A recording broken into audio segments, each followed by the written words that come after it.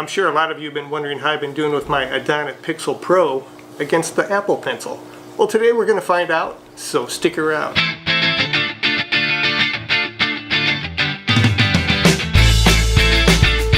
Hey YouTube, how the heck you doing? I am doing great, and I hope you are too.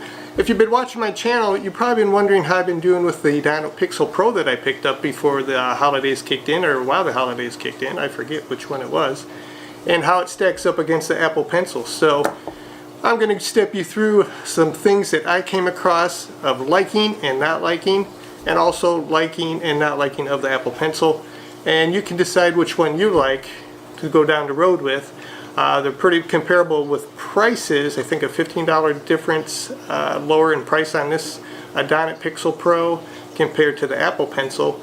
But some places have this on sale, so let's go ahead and just jump into the review. So how did I like the new Pixel Pro stylus by Adonit?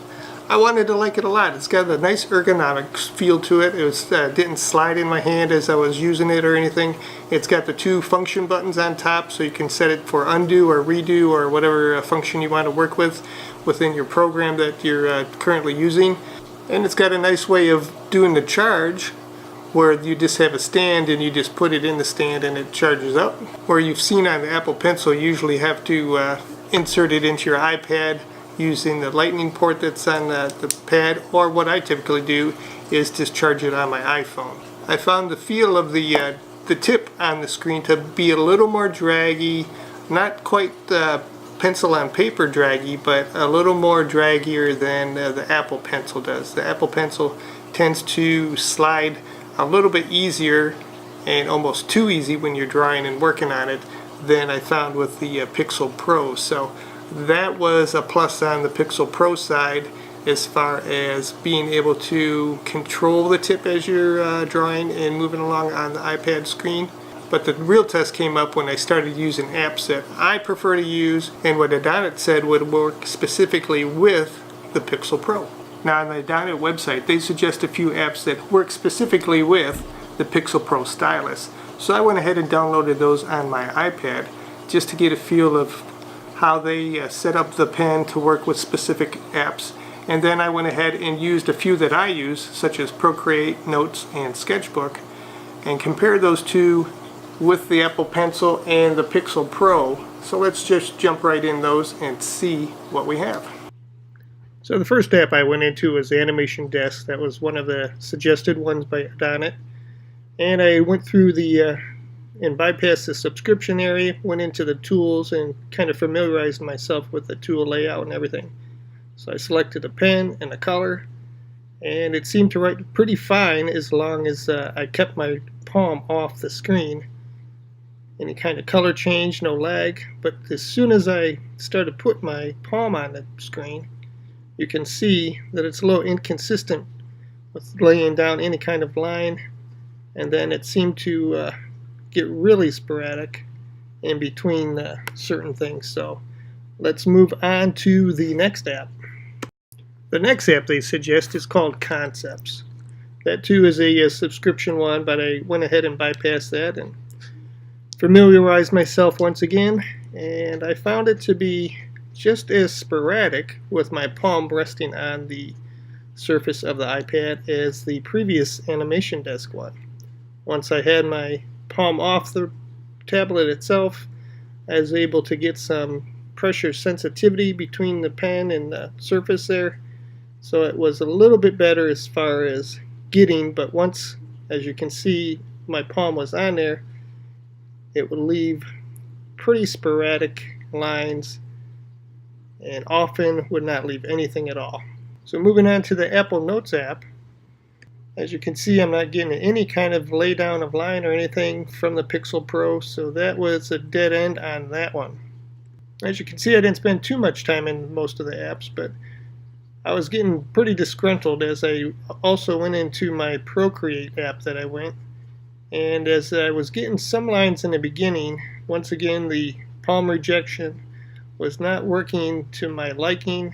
It was pretty sporadic, and once I was laying down some heavier lines, you can see that it does keep up fairly well, but And I did have a lot of pressure sensitivity in that one. That was the first app that showed any kind of pressure sensitivity. But once I was laying down my palm again, as you can see, I had to raise up the hand to get any kind of consistent line. So setting aside the Pixel Pro stylus, I went ahead and repaired my Apple Pencil to the iPad Pro, went back into Animation Desk and set up a canvas. As you can see, I'm laying down consistent lines with my palm resting on the iPad surface. And obviously, without it resting, I get a good consistent line. There was no lag as I switched between the pen and eraser. And I want to say that I did not see a lot of lag or any lag when I was using the Pixel Pro stylus in the programs. It was just the inconsistency when I had my palm resting on the surface of the iPad Pro is where I didn't enjoy the experience of using that stylus. So I'm just finishing up my little guy here that I've been trying to do in the previous ones. So with that guy finally finished up, I went ahead and jumped back over to the Concept app using the Apple Pencil, set that up with a new canvas, and as expected with that, it was able to lay down consistent lines without any problems switching between tools and such, and I was quite pleased with that result. So there you go on the little review of the Pixel Pro Stylus by Adonit. I did really want to like this because I did like the functionality of the two buttons on the top of the barrel there, or side of the barrel, however you're holding it. And it was comfortable, and it felt a little bit better on the glass when you're drawing, sketching. But as far as functionality, although it was made specifically for the iPad Pro, well, I didn't get a good user experience from the Pixel Pro that I wanted to when I compare it to my Apple Pencil. So obviously I'll be sticking with the Apple Pencil in the future and near future until maybe they need to work some bugs out. It was pretty glitchy in most of the programs as far as palm rejection and everything, so I did not like that. It's typically harder to control the drawing or the pencil while you're hovering above the screen and trying to draw or write. So palm rejection is important to me when I'm doing my sketching and drawing. So I will be leaving this to the side until I see some updates and stuff. And typically with my iPad Pro, I got the back cover here, and I can just slide my pencil right in there and it's ready to go. So I have no problem carrying it around in there.